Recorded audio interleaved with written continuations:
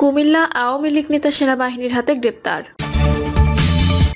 বাংলাদেশে যত দ্রুত সম্ভব নির্বাচন দেখতে চায় যুক্তরাষ্ট্র, ভারত। বোতলজাত সয়াবিন তেলের সংকট, দাম বাড়াতে প্রস্তাব। নরসিংদীতে বিএনপি দুই গ্রুপের সংঘর্ষ, গুলিতে নিহত এক।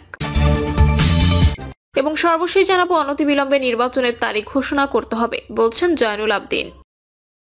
শুনছিলেন সংবাদ শিরোনাম, এবারে বিস্তারিত। কুমিল্লা আওয়ামী লীগ নেতা সেনাবাহিনীর হাতে গ্রেপ্তার। কুমিল্লা মহানগর আওয়ামী লীগ শিক্ষা ও মানব সম্পদ বিষয়ক সম্পাদক কবিরুল ইসলাম শিকদারকে গ্রেপ্তার করেছে সেনাবাহিনী। শুক্রবার সকালে গ্রেপ্তারের বিষয়টি নিশ্চিত করেছেন কোতোয়ালি মডেল থানার ওসি মহিনুল ইসলাম। এদিন দুপুরে আদালতের মাধ্যমে তাকে কারাগারে পাঠানো হয়। এর আগে গভীর রাতে নগরীর মোগলটুলি এলাকায় নিজ বাসভবন থেকে তাকে গ্রেপ্তার করা হয়। পরে সেনাবাহিনী তাকে থানায় হস্তান্তর করে। পুলিশ থানায় গোপন সংবাদের ভিত্তিতে বৃহস্পতিবার দিবাগত রাত ৩টার দিকে কবির শিকদারের বাসভবনে অভিযান চালায় সেনাবাহিনী।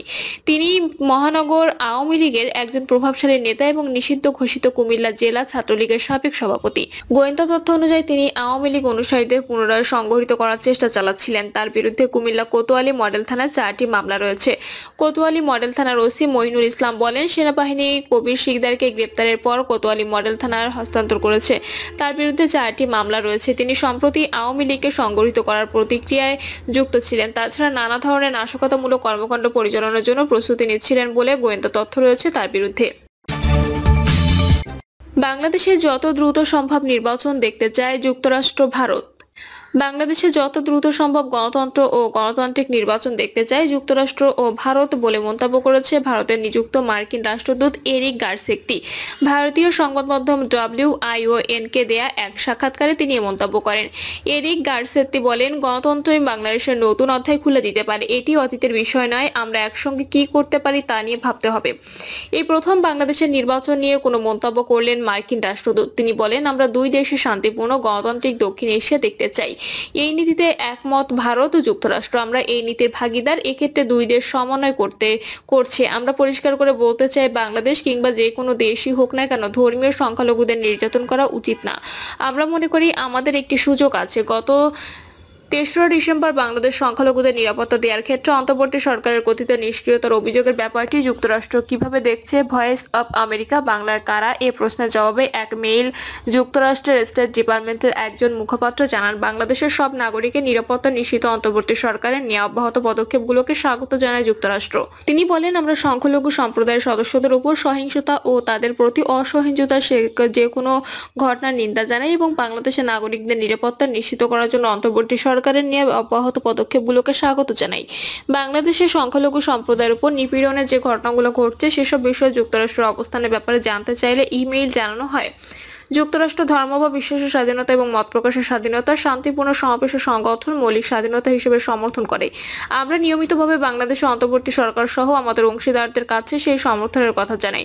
গত 20 সেপ্টেম্বর অন্তর্বর্তী সরকারের প্রধান উপদেষ্টা ডক্টর মোহাম্মদ ইউনূসকে চিঠি দেয় যুক্তরাষ্ট্র সেনেটের ফরেন রিলেশনস কমিটি।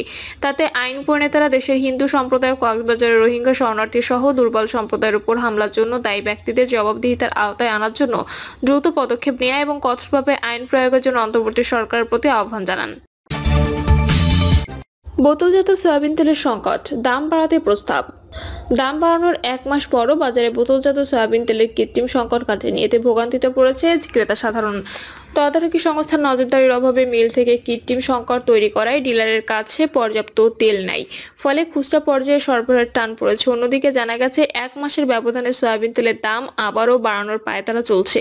গত 9 ডিসেম্বর লিটারে 8 টাকা বাড়ানোর পর সম্প্রতি আবারও দাম বাড়ানোর জন্য বাণিজ্য মন্ত্রণালয় চিঠি দিয়েছে Bangladesh vegetable oil refiners and Vanaspati manufacturers association. এদিকে রাজধানীর বাজারগুলোতে এখনো চড়া মুরগির দাম, তবে ক্রেতার নাগালে রয়েছে পেঁয়াজ, আলু, ডিম ও সবজি। গতকাল রাজধানীর কারওয়ান বাজার, মহাখালী কাঁচা বাজার ও জোয়ার সাহারা বাজার ঘুরে দেখা গেছে বাজারে সয়াবিন তেলের কৃত্রিম সংকট এখনো কাটেনি।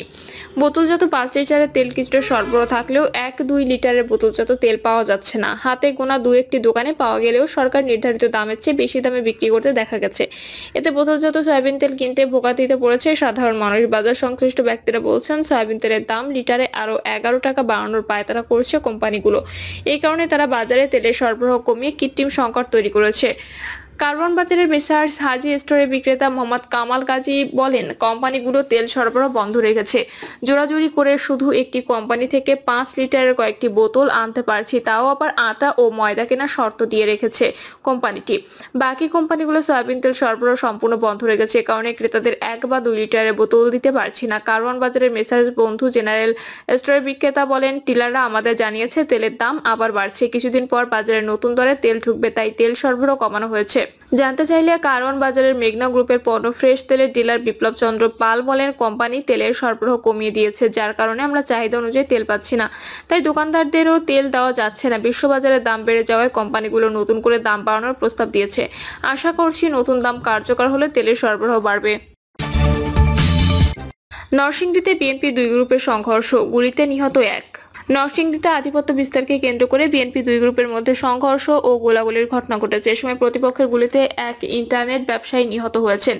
আহত হয়েছেন আরো 2 জন। পুলিশ জানায়, এলাকার ইন্টারনেট ব্যবসায় নিয়ন্ত্রণ ও শেখেরচর কাপড়ের হাটে একটি সরকারি খাস জায়গায় দোকান দখল নেওয়াকে কেন্দ্র করে মেহেরপাড়া ইউনিয়ন বিএনপি সাধারণ সম্পাদক কিপ্তির সঙ্গে ইউনিয়ন যুবদলের সিনিয়র যুগ্ম সাধারণ সম্পাদক আকরাম হোসেনের সঙ্গে দ্বন্দ্ব চলে আসছিল। বিষয়টি মীমাংসার জন্য রাতে 2 পক্ষের সালিশি বৈঠকে বসার কথা ছিল। এরই মধ্যে রাত 9টার দিকে 2 পক্ষের মধ্যে সংঘর্ষ বেঁধে যায়। এ সময় উভয় পক্ষ থেকেই গুলি ছোড়ার ঘটনা ঘটে। এতে প্রতিপক্ষের গুলিতে ইন্টারনেট ব্যবসায়ী মঞ্জু গুলিবিদ্ধ হন, আহত হন আরো 2 জন। পরে মঞ্জুকে উদ্ধার করে সদর হাসপাতালে নেওয়ার পথে পাঁচদোনা এলাকায় পৌঁছালে তার মৃত্যু হয়। পুলিশ আরো জানায়, মঞ্জুর মরদেহ হাসপাতালে না এনে শেখেরচর বাস স্ট্যান্ডে নিয়ে যাওয়া হয়। ওই সময় বিক্ষুব্ধরা ঢাকা সিলেট মহাসড়ক অবরোধ করে রাখেন। খবর পেয়ে পুলিশ ঘটনাস্থলে গিয়ে যান চলাচল স্বাভাবিক করে এবং পরিস্থিতি নিয়ন্ত্রণে আনে। মাধবদী থানার ভারপ্রাপ্ত কর্মকর্তা নজরুল ইসলাম বলেন, ইন্টারনেট ব্যবসাকে কেন্দ্র করে এই ঘটনা ঘটেছে বলে প্রাথমিকভাবে জানতে পেরেছি, তবে আরো কোনো বিষয় আছে কিনা তা জানতে খোঁজ খবর নেওয়া হচ্ছে। অনতিবিলম্বে নির্বাচনের তারিখ ঘোষণা করতে হবে, বলছেন জয়নুল আবদিন। অনতিবিলম্বে অন্তর্বর্তীকালীন সরকারকে নির্বাচনের তারিখ ঘোষণার দাবি জানিয়েছেন বিএনপি চেয়ারপারসন উপদেষ্টা জয়নুল আবদিন ফারুক। দ্রুত জাতীয় নির্বাচনের রোডম্যাপ ঘোষণার দাবিতে জাতীয়তাবাদী সাংস্কৃতিক দল এই নাগরিক সমাবেশের আয়োজন করে। এ সময় জয়নুল আবদিন ফারুক বলেন, জনগণের সরকার ছাড়া দ্রব্যমূল্যের ঊর্ধ্বগতি সহ অন্যান্য জনদুর্ভোগ শেষ হবে না। তিনি বলেন, অন্তর্বর্তীকালীন সরকারের প্রধান উপদেষ্টার কাছে আজকে অনুরোধ জানাবো, আর বিলম্বিত নয়, আর দেরি নয়। আবু সাইদ মুগ্ধের রক্তের বিনিময়ে দ্বিতীয় স্বাধীনতার সম্মান অক্ষুণ্ণ রাখতে হলে অনতিবিলম্বে নির্বাচনের তারিখ আপনাকে ঘোষণা করতে হবে। তিনি আরো বলেন, সংস্কার চলবে, নির্বাচনের দিন তারিখও চলবে, নির্বাচনের প্রস্তুতিও চলবে। আমি নির্বাচনে অবিলম্বে নির্বাচনের তারিখ ঘোষণার দাবি জানাচ্ছি। সংস্কার প্রসঙ্গে জয়নুল আবদিন বলেন, 1991 সালে বিচারপতি শাহাবুদ্দিন আহমেদ জানান, তিনি এই সুপ্রিম কোর্টের প্রধান বিচারপতি ছিলেন, যিনি রশি টানিয়ে বাংলাদেশে একটি অবাধ সুষ্ঠু নির্বাচন করার ব্যবস্থা করার কারণে বেগম খালেদা জিয়া জনগণের ম্যান্ডেটে প্রধানমন্ত্রী হয়েছিলেন। বিএনপির এই নেতা বলেন, আপনার কাছে এরকম একটি নির্বাচনের প্রত্যাশা নিয়ে আমরা প্রতিদিন এই প্রেস ক্লাবের সামনে বলতে চাই, 91 সালের মতো একটি নির্বাচন করতে এত সংস্কারের দরকার নাই। যে সংস্কার দিয়ে জনগণ 40 টাকা চাল কিনতে পারবে, সে সংস্কার দরকার।